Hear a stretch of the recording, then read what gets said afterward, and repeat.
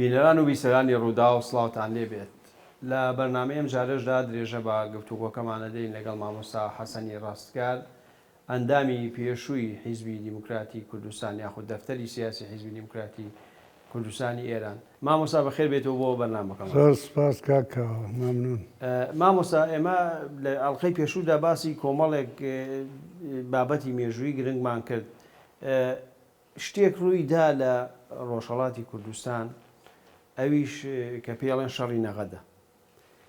ئەم شەڕە بۆ ڕوویدا ئایا تا ئێستا زۆر شتی لەسەرەوە تێ بەڵام هەتا ئێستا بە تەواوەتی ینی ئازاریەکان بە شێوەیەک باسیەکەن، کورد بە شێوەیەکی تر، هەر کەسە بە شێوەی خۆی باسیەکە. بۆچی حیزبی دیموکراتی کوردستان کە ئەیزانی ئەو شوێنە بە تایبەتی هەندێکینی مەسەلەن ئازاری لێ بۆ لەوێ ئەو کۆبوونەوە جەماوەریە گەورەیەتان کرد ئەتانەویست وەکو لای ئێماڵێن عەرزی عەزەڵات بکەن؟ تقریبا دەکرێت شتێکی وا نێو بنین. بەڵێ دیارە خۆم کۆنفرانسێک گیرا من و مامۆستا و یەک دوێکی دیکە کراین بە جێگر و هەروە گۆترەیەکی تێدا بوو. دوای کە ئەمن ئاگام لێ نەبوو دیارە لە باسەکەی لە مەرکەزی حیزب بەشدار بووم کە دایان کورد عەزەمەکان کتویانە نابێت لە گەڕەکی ئەمە بگرن و ئەو کۆبوونەوەی بکەن و بچنە گەڕەکی کوردان و کۆمیتە بەشێکیان مخالیف بوون بەشێکیان موافق بوون. خەبەرەکە ئاوا دەهات دکتۆر قاسم لە خۆشی بەشدار بوو لەو. بەڵێ بەڵێ ستا باسی دەکەم.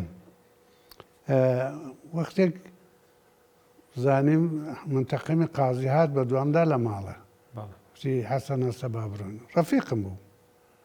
کتم بۆ شوێ کتی بۆ نەغەدەی بۆ نەزانی وە کچەم نا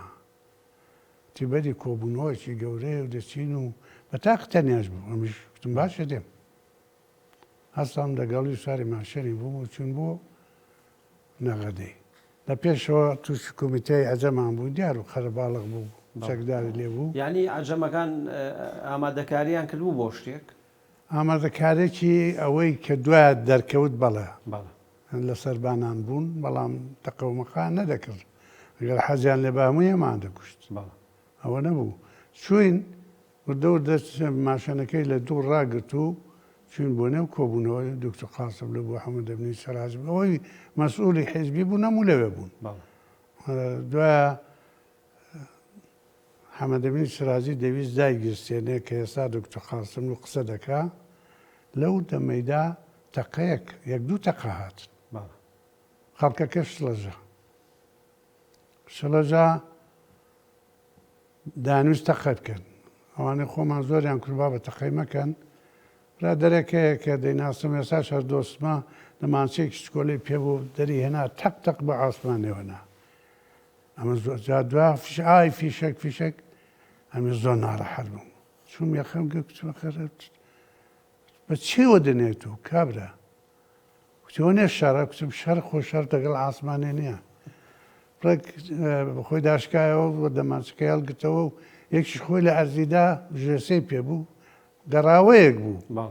ئەگەر تەقەی کردوار لانی کەم 40-50 نەفەری لە خۆمان دەکوت کاک پژملیم گەر هەڵمەستانەوە کاکەوە چ دەکەی جی شەڕە بچم شەرەوە نیە هەمووی خۆمانە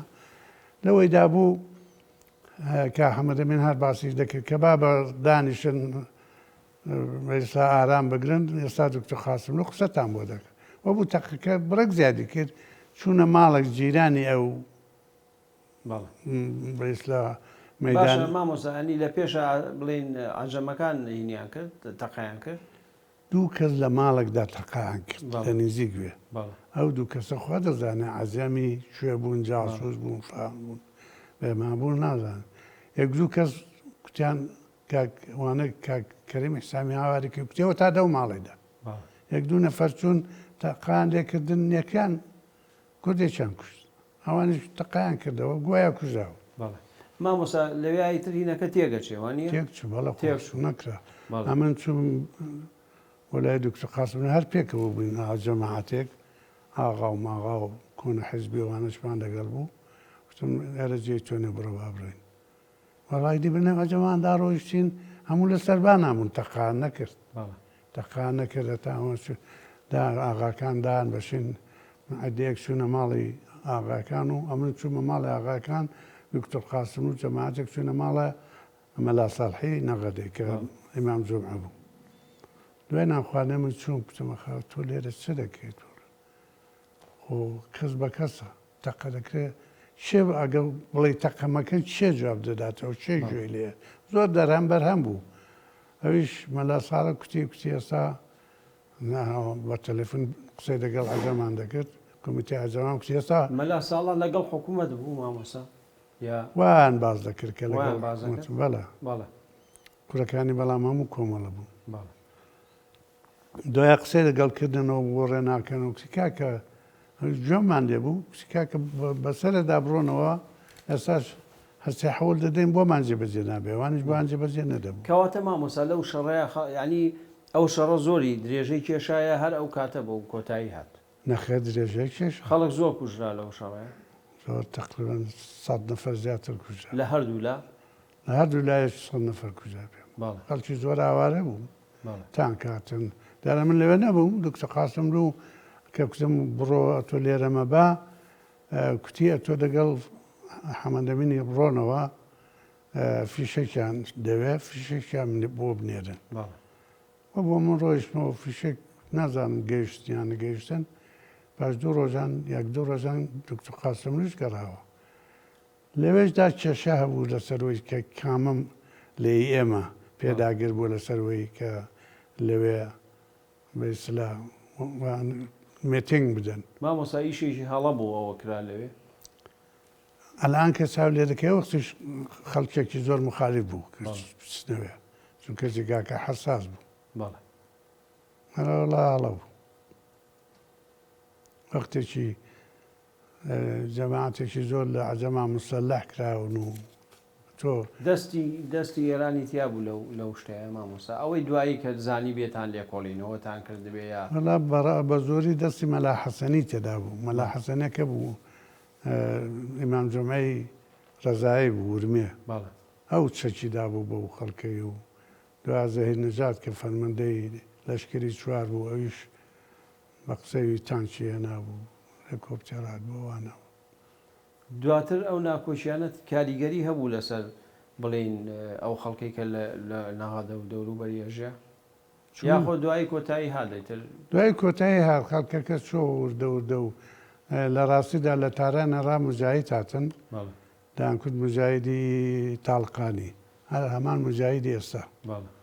هاتنەوان زۆر بێتەرەفانە قەزاوەتیان کرد و خەڵکیان جێراوە و ئەجەمیان دامرکاندەوە و کوردیان گێڕاندەوە و تقریبان بێلایەنێکی تەواو بوون. بەڵێ مامۆستا لەگەڵ یەکێتی ئەو کاتە بەینتان باش بوویەوە ئەو سەردەمە ئەی یەکێتی دەوری چی بوو لەوەی کە لەگەڵ ئێوە ینی لەگەڵ ئێرانە گفتوگۆ بکەن ینی دەوریان هەبوو ئەوان ناخێرە وەختی دەوریان نەبوو دەورەکان زیاترەوە بوو تەسیریان لەسەر کۆمەڵە زۆر بوو بەڵێ لەسەر کاک سەلاحی مۆتێدی و جەماعەتی وان زۆر بوو بەنەوەیەکیش تەقریبەن دەکرێت بڵێن تۆزێکیش مخالەفەتی ئێمان دەکرد ئەخۆ هێزی پشتیوانیشیان بۆ ناردن مامۆستا ئەوە دوایە بوو دواتر بوو بەڵێ ئەی مامۆسایەوە لەگەڵ ئێرانە بە تایبەتی لەگەڵ ئیمام خومەینی جاری وا هەبوو پەیامی زۆر توندیەدا جاری وا هەبوو هێوریە کردەوە بۆ ئەوەی گفتوگۆکان بەردەوام بوون ئێوە کەڵکتانەوە وەرەگرت یاخود ئەوان ئەو تاکتیکانیان زیرەکانە بەکارێنا ینی بۆ قازانجی خۆیان وڵا ڕاستەکەیەوە لە پێشدا ئەوانی شەرکە سەرکەس بوو کە زاگای لە کەس نەبوو ئێمەش تقریبان کەلچیان لە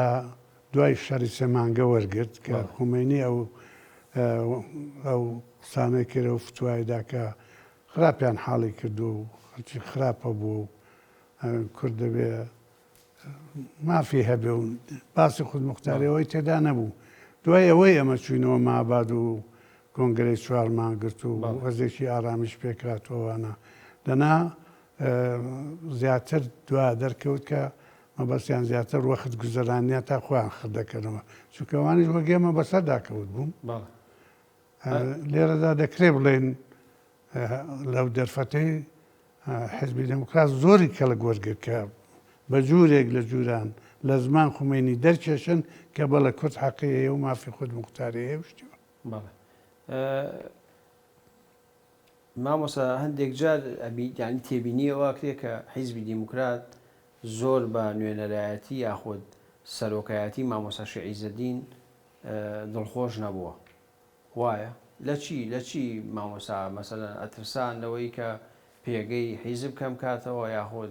لەبەرەوە بوو کە لەگەڵ کۆمەڵایە بینی خۆش بوو ینی هۆکاریەوە چی بوو؟ ڵا ڕاستەکەی مامۆستا پێشدا نێوبانجی دەرکرد بوو کۆمەڵەش دەوراندا بوو بە تایبەتی ئەوانەی بڵین بۆکانێ پێشتر مەلای ئەوان بوو حرمەتیان گر بوو حرمەتیان دەگرت بۆی کە ئەوانش ئێمە لەنێو خەڵکدا تازە جێگیر نەبوو بوون مامۆستا زیاتر تەمایلی بەلای ئەواندا بوو دیارە ممکن هەندهاش بوو بن لەنێو ئێمەدا کە پیان وابوو بێ کە مەلا شایەزەدین جێگا دەگرێتەوە لە حیزبی دیموکرات. ئەی مامۆستا ئێوە لەگەڵ توودایە زۆر نەتانەوی زۆر بینتان خۆشکەنەوە وەکو جاران بەڵام لەگەڵ حیزبی شووی عراقیە بینتان خۆش بوو تەنانەت ئەبوتارە ئەوتان قەرز کرد بوو بۆی هاوکاریتان بکات لە بواری سەربازیەوە بزانم. بەڵێ ئەوە بانێک و دووهەوە نییە مامۆسا؟ نا هەمیشە حیزبی شووی عراقی نسبەت بە مەسەلەی کورد باشتری فکر کردوێتەوە هەمیشە ئەوانی تودەیی زیاتر ناسیۆنالیستی ئێرانی بوو نەتاکوونێ حەقی کورد مەسان زۆر کەم وە بوو کە لە بەرنامەکە و ئەساسنامەی خۆیاندا باسی کورد بە شێوەیەکی وەکو حیزبی شوێیی بکەن دیارە ئەوانش خۆ بەخۆ لە دانیشتنی خۆیاندا وەکو دەبیستم و بیستم لەسەر مەسەلەی کورد کێشیان هەبووە بەڵام هەردووچیان تابعی شۆڕەوی بوون. ئەی مامۆسا زۆر جار خەڵک ئەوێ لە سیمبۆڵەکان لە ناوە گەورەکان کەڵک وەرگێ بەڵام ئێوە بۆچی دژایەتی کوڕی پێشەوە خازی محەممەدتان کرد کۆڕیەوەش یا ئەو دژایەتی ئەوەی کرد ینی هۆکاری چی بوو کە پەیوەست نەبوو بە حیزبی دیموکراتەوە؟ هۆکارەکەی ئەوە بوو زیاتر بەوەی خزمەتی لەگەڵ تایفەی بڵێن زافەکان لە عێراق هانیاندا کە گۆیا چەکی بدەنەویش ببێتە قوتبێک و دیار بوو بە حیزبی دیموکرات رازی نەبوو حیزبی باس چونکە خۆی بەسەر بەخۆ دەزانێت نەدەچۆ ژێرباری ئەو خواستانەی حیزبی باسەی بوو ئەویان هانداویش دیارە ئێستاشی لەگەڵ بێ زۆر سیاسی نییە زۆر ئینسانێکی محتەرەمە بەڵام سیاسی نییە ئەویش چەک و چۆڵێکی زۆری وەرگر بوو هاتبوو لە حدودی حیزبی هەبوو یا هەر بە ناوی چیەوە؟ ناوەڵا هیچ حیزبی نەبوو دەخۆ لە کتێبەکەش دانووسیمە جەماعەتێکی ئێمە عومەری قازیشان لەگەڵ و کاک مەلا ڕەسوو پێشنماز و هاتن بۆ لای من بۆ منتقەی سەردەستە پێم سەیر بۆ تەرکیبەوە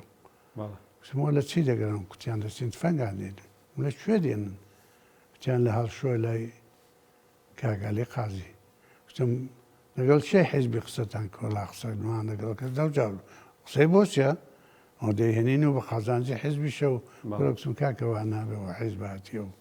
لانێکم پرس بێ چی بکەنەوە خۆلاسە قەناعەت پێێنان کە بچن لەگەڵ کچ و قاسم و قسە بکەن بۆ خۆشم نامەیەکم بۆ رووسی ئەوەی لێ بینم بێ کە ئەو چەکە بەولایدا هەردێ باشترەوەی حیزب ئیجازە بدا و ئیسفادەی لێ بکە بە نێوی خۆشتەوە نابێت ئیجازە جاواتان کرد مامۆسەیە بەڵێ ئەی دوای بۆچی کاگەلی قازی گیرە لەلایەن ئیجازە بدە بە ئەوەشت بۆ باش بکەم کاگەلی قازی کوردبی بۆ خۆم دەستمەوە 6 نەفەریش دەگەڵ بوو سەرداری ئەحمەد هەرمێ دەگەڵ بوو خەڵکی خەوازێ دیارە کۆن ئێرانی بۆی لە دەفتەری سیاسی کوردبیان نابێ بێ سەی ڕەسوولی بابی گەورە چوو بە قسەی لەگەڵ کردبوون و کوردویە من دەیهێنم و فڵان و بێمان و سێ ڕەسوولاتە لای من کوتی ئەوە دەچم کاگالی قازی دێنم چۆنی دێنی کوتی دەیهێنم چوو بوو قسەی لەگەڵ کردبوو کە بابە ئەو چکانە دابنێن و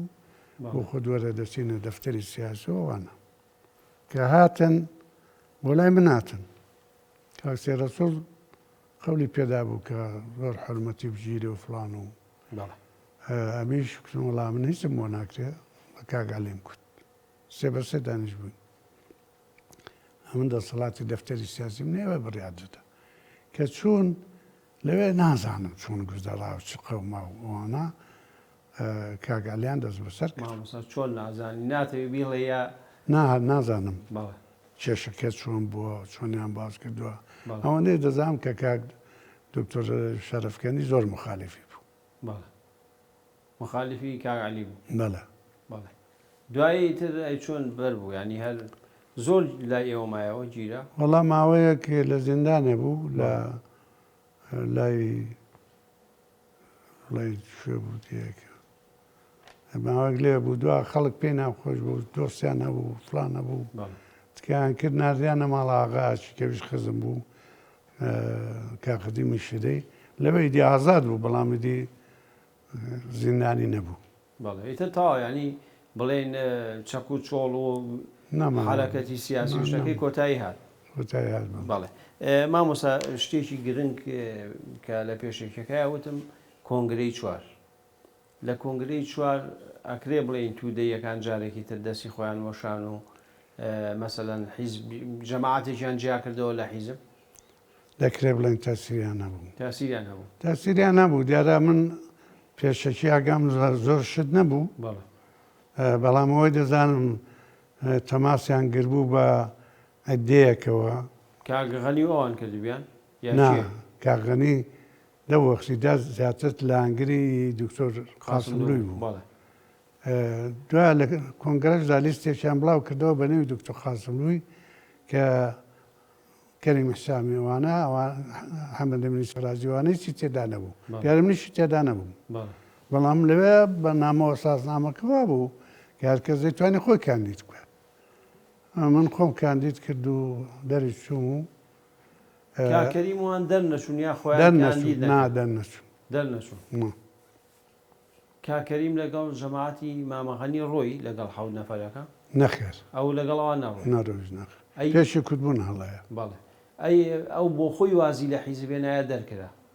چێ کاکەریمی حسامی وەڵا لە ڕاستیدا دەرکرا بەڵێ بە تەوسی قاسملوو دکتۆر قاسملوو ئەی بە تەوسیە چێ ئەمن لە جەلسەی ئەوەڵدا کە بووم بە دەفتەری سیاسی باسی دەرکردنی هاتە گۆرە من مخالەفەتم کرد چی پێویستە دەربکرێ بوو ئەو کارێکی باشی کردووە دەگەڵ ڕووسان تەماسی گرتووە دکتۆر قاسملوو یەکی دیکە داوەت کراوە بۆ کۆمیتەی ئاسیا و ئەوانە کە سەر بە کۆمیتەی ناوەندی حیزبی شوێ ڕووسیای بوو سۆڤێت بوو لەوێدا دکتۆر سعید دکتۆر شەرەفکەندی پشتی قسەکەی منی گرت تێو پەلەپەلەی بۆ چکاکە ئەو ماوە گەڕ ئەمە ڕۆیشم بۆ تەحویل و تەحەول ئاڵوگۆڕی کۆمیتەی شارەسایی نەغەن تەحویلدا کە گەڕامەوە حکومەکە دەرچوو قبوڵی کرد خۆی وەڵا نامەیەکی نووسی بوو زۆر تۆن بۆ من بۆ تۆ نانی بۆ حیزب بەگشتی ینی ئەو بڕیاری حیزبی قبول کرد هیچ پەرچەکردارێکی نیشان هیچی نیشان نەدا دیارە ئارە و نامەی بۆ من نووسی بوو لەسەر چی و ئەمە حەوڵم داوە جێگایەک بۆ کورد پەیداکەم و بۆ حیزب پەیداکەم و هەلە قسانە بەڵێ ئەی مامۆستا کاغەنی ئەوان بۆچی جیابوونەوە خۆ دکتۆر قاسملوو تەنانەت لە کۆبوونەوەیەکە باسیەوە کاڵێ ئەگەر مامەغەنی خۆی کاندید کا بۆ سکرتێری حیزب من خۆم کاندید ناکەم ئیترەوە زیاتر چی ینی کەواتە هۆکاری ئاساسی چی بوو وەڵا ڕاستەکەی وایە ئەو لەژێر تاسیری حیزبی توودە داوای کرد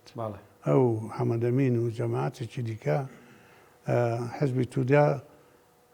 کوردبوویان ئەگەر بێت و دکتۆر قاسملوو سکرتێر نەبێ ئێمە پشتیوانیتان لێ دەکەین و سۆویەت پشتیوانیتان لێ دەکا و هەلە قسانە جەماعەتێک 6 نەفەر بە ئیزافەی مامۆستا هەیە من کە عەزوی فەخری بوو عەزوی جێ بوونەوە لەوێدا بە مەفەسەلی لەو کتێبێدا کاریگەریان هەبوو مامۆستا کەم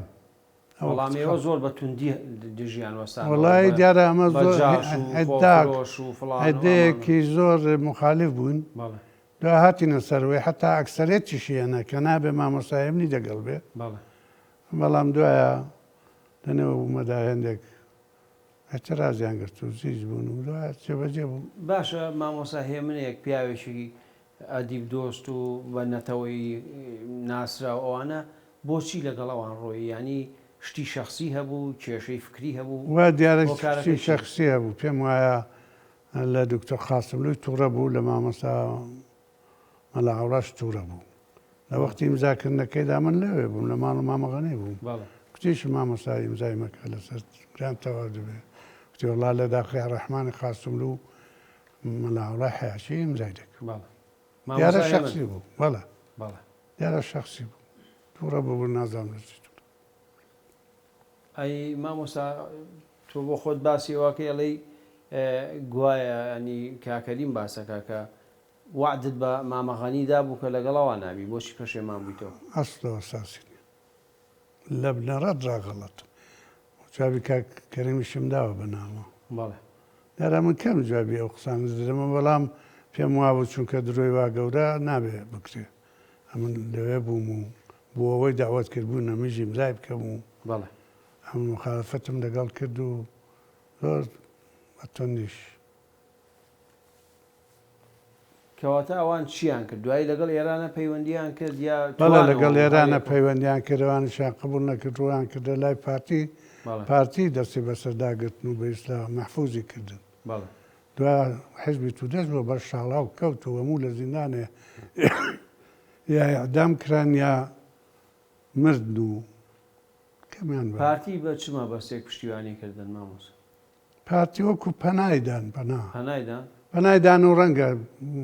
ڕەنگە خۆیان بڵام بچی بەڵام کاک مەسعود لە کتێبەکەیە باسیەوە کاڵێ ئەوانە زۆر هەوڵیان داوە ینی کە لەگەڵ ئێرانە بە شێوەیەک لەگەڵ شێوەکان ڕێبکەون و مافی کورد بەدەست بێنن و ئەوانە ئەوە گاڵتەی دەچێت مافی کورد بۆ بە عەدیەکی کەم جێبەجێ دەبێ ناوە هەڵە بوو وانشیان نەکردو ئەگەر دابای لەگەڵ حیزبی دموکراتێک دەکەوت چەند جار چون خومینیان دیت و گەڕانەوە. مامۆستا من لەگەڵ مەلا محەممەدی شەڵماشی گفتوگویەکمان هەبوو بەڵێ باسی ئەوە کاڵێ مامۆستا هێمن کە دانیش دوایەوە و گۆڤاری سروەی دەرکرد بەقەی هەموو ئەو ماوەی کە لە حیزبی دیموکراتە بۆ خزمەتی زمان و ئەدەبی کوردی کردووە بە بڕای تۆ ژوایە لەگەڵ ڕۆیدا شەک نییە کە خزمەتی ئەدەبی کوردی کردووە ئەو کاتێک کە سروەی دامەزرا بەڵێ دەزانم بەڵێ سروە تەرەفداری زۆر بوو بەڵام کۆمەڵەیەکان زۆر دژی بوون بەیانیان دەرکرد دژیان ئێوە دژی نەبوون ئەوەی کە بزانی لەبیرێ بێ ژاتی دەکرا بەڵام باشکرا نەبوو لە نێوە مەژداوە نەبێ هەموو هەر تاییدی بکەن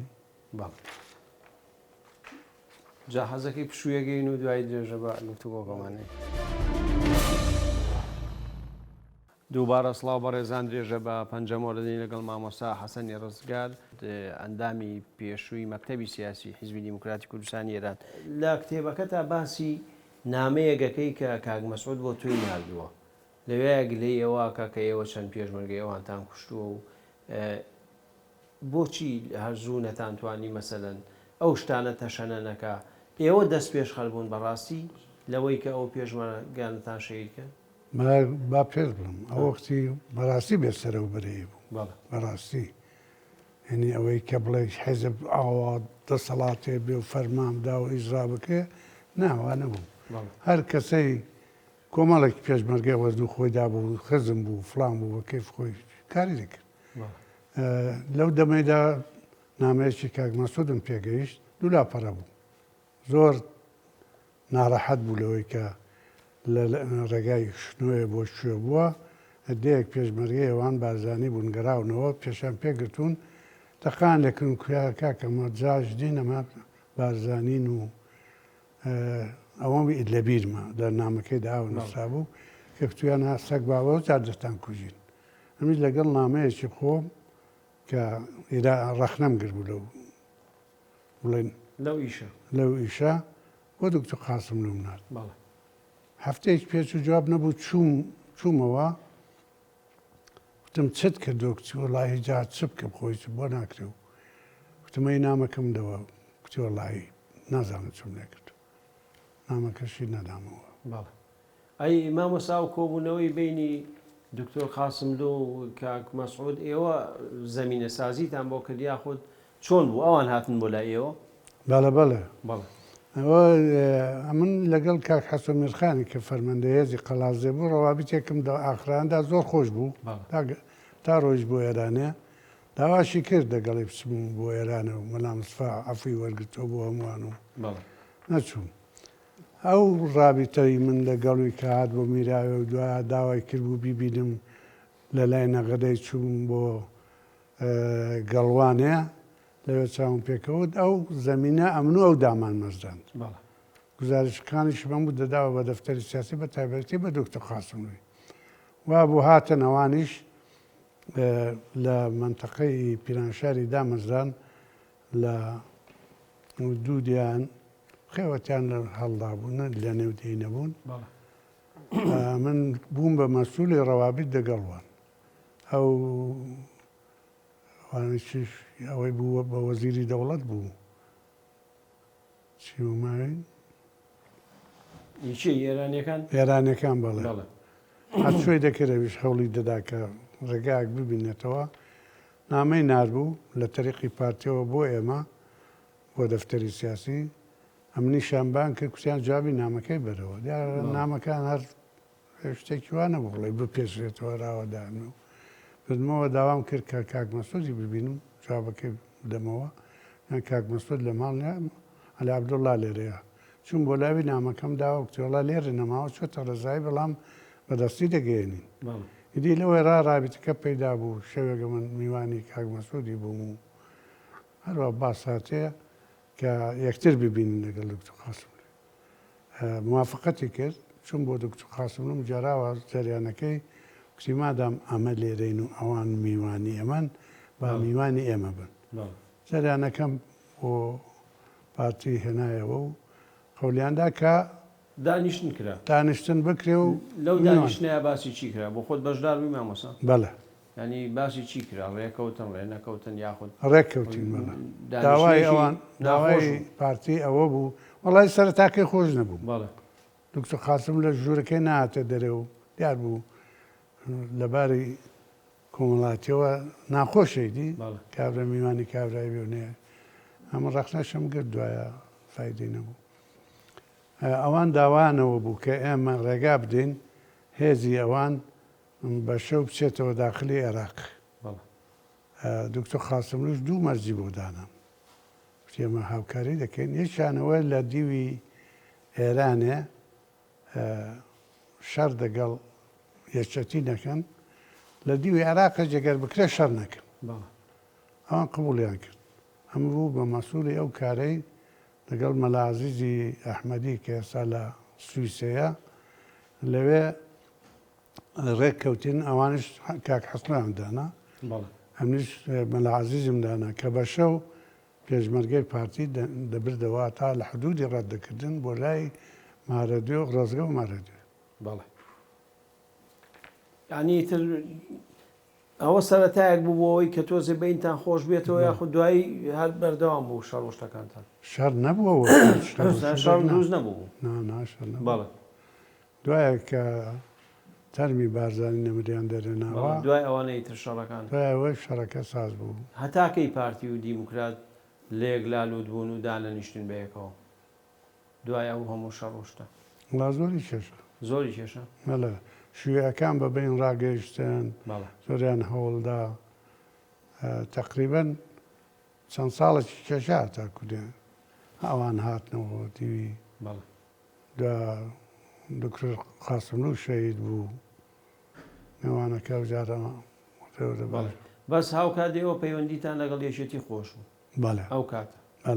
بەڵێ لەسەر بۆچی داوای ئەوەتان کە هێزی پشتیوانی بێ ئەوەندە ینی وەزاتان خراپ بوو یا چی بوو؟ وڵا خراپ بوو چونکە منتقەکە بە تایبەتی جادەی سەردەشت پیرانشار بۆمە زۆر مهم بوو ڕێگایەک بوو کە بەرەو عێراق ئەمەژە وەخت پەیوەندیمان بە عێراقەوە هەبوو حزبی بەسەوە یعنی ئەو ڕێگای خەتەبا هەم ڕێگای ئەرزاقواز و قەتە برا هەم ڕێگای کۆمەژی عێراقیش دەبرا ئەو بوو کە داوامان داوا دیارە من لێوە نەبووم لە مەنتقە جنوب بووم بەڵێ ئێوە پەیوەندیتان لەگەڵ عێراقا هەبوو کاتە هەرێ هەرێ ئێوە لەگەڵ مخابرات کۆ بوونەوە مامۆسایە لەگەڵ دەوڵەتە پەیوەندیەکانتان لە ڕێگەی مخابراتی عراقیەوە بوو یاخود زۆرتر ئەوەی من بزانم پەیوەندەکەمان لە ڕێگای مخابراتەوە بوو بەڵام بەڵێ چەند جارێک دکتۆر خاسملو سەردامی دیوە سەڵدامی بینیوە ئەی بۆ لە هیچ گوێنە و شتێک تەلەڤیزیۆن ئەو شتانە پیشانی نەداوە تا ئێستا وەڵا دکتۆر خاسملو موافق نەبوو جارێک کەمە تێکەڵ ببووینەوە چوومە مەقەڕی بەغدایە تەماشام کرد عەکسی سەددام و عەکسی دکتۆر خاسملووی هەڵاوەستاوە لەوێ هەمیش لە کاحەمە نەزیفم پرسی کوتمەوە عەکسەت لەکوێ بوو کچی وەڵا مخابرات بۆی هێناوم کوێیانە دەبێت لە یاوەسی هەمیش زۆرم پێجالە بوو عەکسەکە عەکسێکی وانە بوو دیت بووم کە یاسەر عەرەفات و مەلک حوسێن شانی سەددامیان ماچ کردووەوانە بەڵام زۆر بێباکانە ڕاوەستا بوو دەگەڵ سەددامی ئیجازەم لێ وەرگرتم پێم خۆشە ئەگەر ئیجازەم دەوێت بڵاوی ناکەمەوە عەکسم لێ هەڵگرتەوە بردمە بازاڕی بەڵێ لادماوە ئەو ڕسم بەڵێ بڵاو نەکردوت نەخێر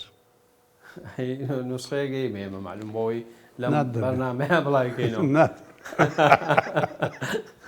زۆر باش مامۆسایی لەگەڵ تۆ بۆ خۆت لە کەرکووک لەگەڵ مخابراتی عراقیە بۆچی دانیشتی لەوێ عالی حەسەن مەجید بینیەوەمانە ینی هۆکاری چی بووە عالی حەسەن مەجیدم نەدیوە نا ئەی شێت بینی دکتۆر خاسملو کە لە دەرە گەڕابووە داوایان لێکرد بوو نازانم جا دەوڵەت داوای لێکرد بوو بەڵام قسەکە قرس بوو وتبوویان ئەنگۆ خودموختاری ڕابگەێنن ئەمە خەرجی خودموختاری هەموو دەدەیت لەگەڵ ئێوەشدا ئاوازی ڕادەگەێنێ شەوێک تەماشام کرد مستفای شەرماشی و کاک سعید بەدەڵ بە ئیسلا شەرەفکەندی هاتن بۆ لام لە واوان پێم سیر بوو بۆ شەوەی لە چی دەگەڕێن مەلا ڕەحمانی کاژیان لەگەڵ بوو زانیانە من بە قەولی گومانێکم دروست کردەوە لە چی دەگەڕێن کچا پێت دەڵێن ئێستا ئەوەی لەوێ بوو بڵێ نامەحرەم بوو وتمان بڕۆن کوتیان وەڵا ئەوە هاتوین بچین بۆ کەرکووک جوابی ئەو شتەی بدەینەوە هەمویان بۆ جێڕامەوە کە دکتۆر خاسم ناتۆتەوە پێیان کوتووە ئەوانش ئەویش کوتوێتی ئەمە من ناتوانم بەتەنێ ئەو بڕیاری بدەم ئەگەر گەڕامەوە لەگەڵ دەفتەری سیاسی قسە دەکەم ئەو وەختی جوابتان دەدەمەوە ئەمە دەستی جوابەکەی دەبینەوە جوابەکەش ئەوەیە ئەگەر اتحادی جەماهیری شۆڕەوی سوسیالیستی موافق بوو ئەمەش موافق دەبین دەیکەین ئەگەر ئەوان موافق نەبوون نەکەین دەشزانین کە دەوە قسەی ساقی شەرەفکەندێک دەشزانین کە اتحادی جەماهیری شۆڕەوی سوسیالیستی شتیوا قبوڵ ناکات وەڵا لەگەڵیان شەو ڕۆیشتین و حاجێبەران بەهانمان لێداهات بە پیرمانەوە هاتبوون و چوونە کەرکووچە بەڵام ژەنەڕاڵ شەل دەگەڵ بوو وەزیری داد کە کابراک بوونەوەکەم لە یاد نەماوە دەگەڵ بوو دووسەیەکی دیکەش ڕئیسی مخابراتی کەرکووچە لەگەڵ بوو ڕئیسی استخباراتی عسکەری کەرکووچە لەگەڵ بوو زۆریان حەوڵدا ئەمەش ئەوا قسانەمان کرد قسمان دەبێ بچینە بەغدایە کوتیان نابێ بچین موافقەتیان نەکردەتانی ڕۆ ساعت سێژ نانیان نەدەنیم لەسەر ئەو قسانەی کە جوابتاندا بوونەوە نەوەڵا هەر عادەتی وان بەڵام لە ئەمە لەوانەی شەڕان نەگرتینیاندا لە هەولێرێ هاتیم بووە ئەی بە وەڵامەکەی ئێوە چیان کرد ئەوان هەڵوێستیان چی بوو ئەوان داکرد نابێ بچن دەبێت جوابەکە ئەوە وەرگتۆتەوە فلانەوانە دوای کە گەڕینەوە شوێ گروبانێک سوارەکات ڕێژ عەرەفای پێدەڵن چی پێدەڵن هەر کچی دەتوانن یەک نەفەر و بچی مان باشە ڕاوەستا ئێستا جوابت دەدەینەوە دەی قسەمان کرد دکتۆر سایت پێیوا بووە من دەبێ بچم کچم کاکە من نە عەرەبی دەزانمونە عەزوی دەفتەری سیاسیش لێنێ ئەتۆ نێوی دکتۆرت لەسەر فەڕەنسایی دەزانی و ئەتۆ بچوو قناعەتمان هێنا کەی بینی کە چوو کە چوو بوو کەەوەی بۆی ژێڕاینەوە لە مەخابرات بارزان تکریتی دی بوو سەفیری وانەی شان هەربان کرد بووە رووسیا ئیڕوسێ بەڵێ لەوە کە قسەی لەگەڵ کرد بوو کردبوو ئێمە جیرانین و ئاوا و شتێکی وا لە گۆڕەدا گەنگۆ موافق بنەمە دەیکرد ئەوی جوابەکەی ئەوە بوو کە ئەو ماموریەتە بەوی نەسپێجاوە بەڵێ دەخالە بکە بۆ ئەبێ پرسیارکە یا خۆتان جیران بچن لە مەسکەوە هەلێک بەڵێ لەکن ڕیس مخابرە هەر دەبێ وا بڵێ بەڵێ باش. کەراوی دیمە هاتی باشە عێراق مەبەستی چی بوو لەو پێشنیارە زیاتر مەبەستیەوە بوو فشار بۆ ئێرانە بێنێ بەڵێ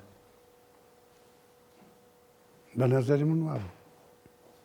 کەواتە ئێوە باشتان کرد کە نەتان کردیا بەڵێ خراپتان کرد. پێمان باشمان کرد کارێکی سیاسی بوو بە تەنێ عێراق خۆ چی دەتوانی بکە مامۆساوە بیرم چوو لێت پرسم گرتنی مامۆسا هەیە من باشە مامۆسا هەیە من بۆ ئەوە بوو بژیرێ لەلایەن حیزبی دیموکراتەوە ئەگەر لە من پرسی لە من پرسی نا نەدەبوو لە نێو ئێمەدا لەو منتەقانە بەڵێ شێوە کارکردنی زمانی شای باو بوو خزمەتی مەسوولی بکەی و راپۆرتان بدەی و ئەوانە زۆرتر راپۆرتیان لێدا بدەنا لە دەیەکەی خۆی دانیش بخۆی وانەی نەبوو نردبووەنجا هەم مامۆسایە من زۆر نێوانمان باش بوومە هەم لەگەڵ قازی عەبدی هەر ببووینە دۆست کە قازی عەبدی خۆی کاندید کرد بۆ پارلەمان 13,000 ڕێی هێناوە ینی مامۆستا و کۆمەڵە و چریک و بە هەمویان 3,000 ڕێیان هێناوە ئەویشیان گر بوو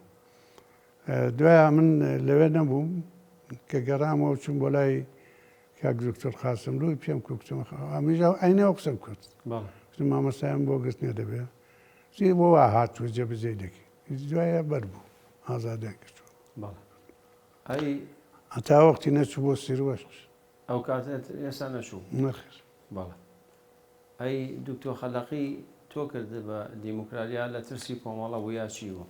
وڵی وا بوو جارە کات بوو ئەمیش لەگەڵ مەلایەن دۆ سات چیشمە بوو اختلافشمە بوو وتم وەرە شەڕە مەلام بۆ بکە بۆ خۆشت هەر پێ دەڵێن مەلا بەڵە پێم دەڵێن مەلا بەڵام بەڵێ زۆر زیرەک بوو ئوستادی دانیشگا بوو لە تەورێزێ زۆر لە عیلم و شتی مەلاتی بەڵات بوو هەمووی وانێک دەکرد دەبەزاندن مەلای کوردەواری کەمیان باسەوادن دیوە هەڵدەکەوێت وەکو مامۆستا مەلا وڵای هەم عەرەبی چاک بزانێ هەم دین چاک بزانێ هەم سوزانم فارسی چاک بزانێ ئەوە بوو کە وڵا چەکێکشمدایە دوای کە چوون بۆ جنوب ئەو وەختی هەر نەبوو بۆ حیزبی کە چوون بۆ جنوب وتی محەممەدی مەولانایی عارفی مەولانایی مەسوولی کۆمەڵی هەڕەشەی لێ کردوم و چ بکەم و خێزانیشی لەوێ بوو کوتم چ دەکەم چۆ بڵە بە کەیف خۆت قسە بکە بڵە 300 پێشمەرگەی دموکراتم بە پشتەوەیە وتی وا بڵم کوتم چوو بوو هاتەوە کوتم چ بوو وتی وام کوت سپی هەڵگەڕا دەنجی نەکرد تم دەبە بە شتێکە تۆ بێلایان بێنان لێرە دەتکوژین یا دەبێ بچەوە نێو حکوومەتێ یا لێرە دەبێت شتێک بی هەڵاشتم بۆ پڕ کردەوە تەڵەگەل بۆ نایەوە دەڵێ وا بووی بەڵێ ئەی مامۆستا لە کۆنگرەی پێنجەمە چۆن بوو کە کەسێکی جارێک عەزیزی ماملێ کەسێکی خۆشەویست و ئەوەیە بەڵام بەچاو دکتۆر قاسملوانەوە ناسراو نەبووە ئەو کاتە ئەی چۆن ئەو دەنگە زۆری هێنایەوە تەنانە لە دکتۆر قاسملوو ژەڵێن دەنگی زیاتری هێنایەوە وەڵا کوڕێکی خۆش نەبوو کاکازیز بەڵێ لەوێ مەسوولیش بوو وەکو نوێنەری حیزب لە فەڕەنسای لە قسەکردندا سەبارەت بە فەڕەنسای قسە کرا ئەویش ڕەخنەی گرت کارەکان ئەغڵە بێ من کردومێران هەر نێوی براژە نەسیرێن لە گۆڕەیە دیارە هێندێکیش خەڵک ڕەنگە لە دکتۆر قاسملووی ناڕەحەت بوو بن ڕێیان زۆرتر بەویدا مامۆستا ئەو کاتە زۆر جار باسیەوە کرێکە مەسەلەن لە دکتۆر قاسملووی ڕەنگە ناڕەحەتتر بوو بن چی بوو وای کردبوو کە خەڵک ناڕەحەت بێ یاخود ناڕازی بێ لە دکتۆر قاسملوو وەڵا ئەوەی زۆر باش نازانم چ بوو بەس تۆ بۆ خۆ دێکی وی لەوانەیە کە بەڵێ دوایە دژایەتی دەکرد نانا ئەو دەگەڵ من دەژاتی دەکرد هەموو شم نووسیوە خۆ نەبێ ڕاستی مەبەستم هۆکارەکەی چی بوو ینی نازانم ئەمە هێندێک هەر لە ڕەفتاری وی ئەم پێم وایە زۆر لە دەرەوە ببوو وەزی کۆمەڵاتی نێوخۆی کەمتر دەزانی هەروەکو پێشش باسم کرد خەڵکانێک شەبوون راپۆرتیان دەدا و شتیان دەکرد و ئەویش مەجبور و ئیجراعاتێ بکاو ئەوە بوو بە باعثیەوەی کە ئەدەیەک ڕێی نەدەن ئەی چۆن بوو کە عەزیز یەکەم دەنگی هێنا بەڵام نەبوو بە سکرتێر خۆی نێویستیا زاخۆ شەر نییە کابراکەم دەنگ بێنەوە ببێتە سکرتێر نا هەم نەش دەبۆیە هەر خەڵکیش قبوڵی نەدەکرد بەڵام خۆشەویست بوو ئەمەش یەکەم وێناوە نەبووم بە هیچیش بەڵێ ئەی مامۆستا مجاهیدینەوە لەگەڵ مجاهیدین ئەمەیتان هەبوو کاتە لە دوای کۆنگرەی پێنجەوە لە کۆنگرەی پێنج داوانێک بوو بڕیارتاندا کە پەیوەندی بکەن بەڵێ هاتبوون پەیوەندی هەبوو بەڵێ ئەوان میوان بوون وابزانمی بەڵێ میوان بوون بەڵێ ڕادویان کاری دەکرد و شت و بەڵامی دی دوایە وردەودا بۆچی چوونە ناو بەرەی مقاومەتە چی ئەوەی بەرەی لەوە دەبێت لە دەفتەری سیاسی سوزان ئەجا تۆ بۆ خۆ دەفتەری سیاسی ئەوان نا پێش ئەوەی بچوو مەسەلەکە ئەوە بوو ئێمە لە هەوڵمان دەدا لە داخلی ئێرانەدا دۆستمان نەبێ ئەوان کە مەسعودی ڕەجەوی مەسئولیان بوو خۆی کادێت کرد بوو بۆ ڕێیس جەمهوری قبولی کردبوو کە خودموختاری بدا بە کوردان ئەوە مەسەلێکی مهم بوو ئەو بۆ وەختی ئێرانێ بۆیە چوونە ئەوێسلا سەفەی میلی و ئەوانەوە کۆنگرەی شەش مامۆسا کۆنگرەی شەشتان لە سلێمانی کرد وردە شەش نەبوو هەشت کۆنگرەی شەشتان بەڵام هەر لە باشوور کرد خۆ لەکوێ بوو لە دەرەوەی سنوورەکانی ڕۆژ شەش لە گەورەدەی بوو لە گەورەدەی ئیتر وردەوردەیەوە تا هات پاشەکشتان نەکرد مامۆسا ڕاستەکەی ئەو وەخت یەکێتیش لەگەڵ ئێرانێ ڕێکەوتنی هەبوو پاسداری دێنا هەملەی کەرکووچیان کرد بە تایبەتی بە سەرپەرستی کاک نەوشیرەوانی ئێمە جێمان پێتەنگ بوو کاتە شاکانیان دەگەیشتە ئێمە ئێوە ئاگادار بوون لەوەی کە ئەوان لەگەڵ پازدارا چوونە سەر ئەو پێیانەوتن پێشتر هیچ ڕایەکیان پێکردن کەم تەنیا مامجەلال ئەو پرسانەی دەکرد بەڵام جارێک خەبەریاندانێ کوتیان کاک نەوشیرەوان 3000 پاسداری هێناوە لە دەفتەری سیاسی نازانم چێمان نات پێمان کە حەسەنی شەرەفی بوو دەقیق لە بیرم نییە کە پێم لە بابەوا نابێت چی و ئەویش جوابەکەی ئەوەندەم لە بیرەکە کردووەمە خیانەتیش بکەی خیانەتی گەورە دەکەی کاک نەوشیرەوانتە بووی وای کورد مەبەستی چی بوونەوە بە بڕوای تۆ مەبەزەوە بوو 3000 نەفەر جار بە مەفرەزەدا هاتن دەگەڵ بەڵام 3000 نەفەر یەکجار زۆر بوو دەتوانی تەخت و بەختی ئێمە شتێکدەن ئیرەجی کەشکۆڵی بۆچی لەگەڵ ئێوەیە ڕووی کردووە لای ئێوە ئەوە لە قیادەی حیزبی تودەی ئێران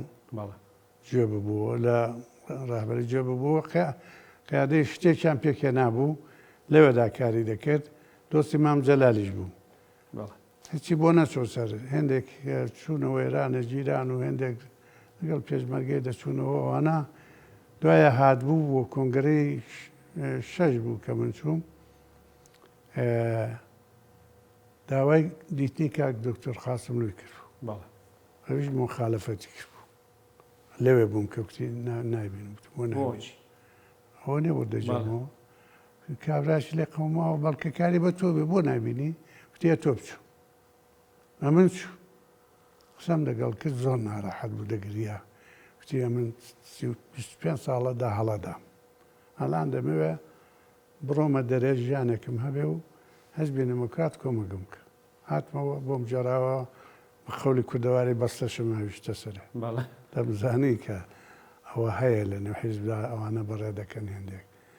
وڵا قەناعەتی کرد کە بەڕێ بکە و قبولی کرد و بانگی کرد و قسەی لەگەڵ کردووی چۆ فەڕەنسای و ساڵانە مرد پار بوو پێدار بوو ئەوە وانێکی حیزبی توودە بوون دابراو لە حیزبی توودا شتێکیان پێکێ نابوو نازانم دەقڕنەوەکەم لەبین نییە بەڵام دژایەتی کوردیان ناکەن جاروا بە لیباس پێشمەرگ کوردیەوە لەگەڵ پێشمەرگەدا ڕۆیشتن بوو هەولای ئەی مامۆستا ئێوە دەورتان هەبوو لە مفاوزاتی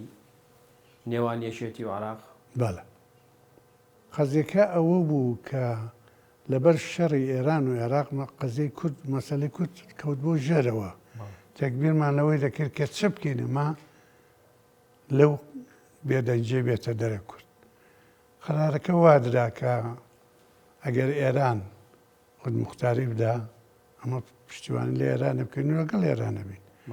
ئەگەر نا دەگەڵ عێراق ئەوەی بکات دەگەڵ عێراق بین هەرچی دکتۆر قاسملوو بوو نەزەریەوە بوو چونکە بەڕەسمی لە عێراقێ دان بەوەی ئۆتۆنۆمی کورد دانراوە مساعدترە لە ئێرانە ئەمن و نەوشیروان نەزەرمانەوە بوو چونکە لە باری قەومیەوە لە باری نەتەوەیەوە لە ئێرانی نزیکین کوردی و فارسی فەرقێکی زۆریان نییە ئەگەر ئەو هیمەتێ بکە ئەمە لەگەڵوی بی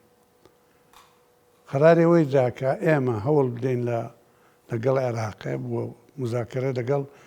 یەکچەتی ئەوانش هەوڵ بدەن لەگەڵ ئێرانە بۆ مزاکرە لەگەڵ ئێمە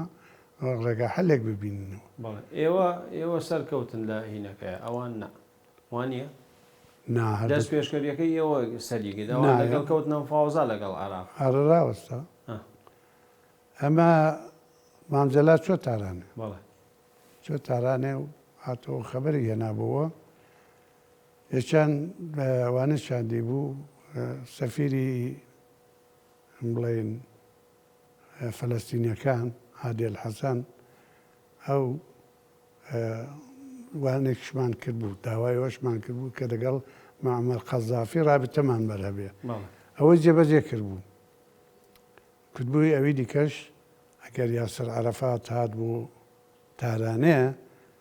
وە دەکەم لەگەڵ کوتوێتی خومێنی دەبینم ئەگەر مەجال هەبوو پێی دەڵم بەڵکە جێبەجێ بکە کە مامجەلال هات بۆوە مانەکە ئێمە دانیشتین هەروە قسەیەکی وانە دەکرا ئەمە هاتمەوە نازانم کارێکم بوو بڕێک دوور بووین لێکتر دکتۆر قاسملوو لەوێ نەبوو کاک حەسەنی شەرەفی هات کوتێگە نەگەی قەوماوە وتم بوو کتی وەڵا مامجەلال تووڕە بۆ خەریکە دەڕوە وتم لەسەر چی بووی جەرامەوە کتی کە نێوی قەزافی هاتووە دکتۆر سادقی شەرەفکەنی کتۆی جاو شێتە چێمە دەگڵێ کتی مامجەلال عەجایب ناڕەحەت بوو تووڕە بووە سەری داگوڕان جێگەوە حیزبی دموکرات گاڵتە بە من دەکات خلاصا من چوون بە جوورێک مامجەلالم باشە باش کرد هێنامەوە سەرخۆ و دارە دکتۆر ماسومی فواد مەحسومیش کۆمێکی کوتی بێ قەزای مامجەلال لەسەری مەرۆ ئەوە بوو کە ئاماش دکتۆر قاسملوو دیارە ڕەوابەتی جێبەجێ دەکرد خۆ من لەگەڵ عێراق لەگەڵ عێراق عێراقیەکانی قانە کرد بوو کە مزاکرە بکەن لە پێشدا چەندین جار وەفد جوو باش مامجەلال وانیش بەڵێ جا ئێمە لێرە کۆتایی بە مەڵخایێنین لە ئەڵقەی داهاتوودا باسی دەوریەوەکەین و چۆن گفتوگۆکان درێژیان کێشا و دوایش بۆچی سەر نەکەوتن بینەران و بیسەرانی خۆشەویست بەم شێواتینە کۆتایی ئەڵقەی ئەم جارەمان پێکەوە پڕۆمەی ئەڵقەی داهاتوو دەبین و بەخواتان ئەسپێرم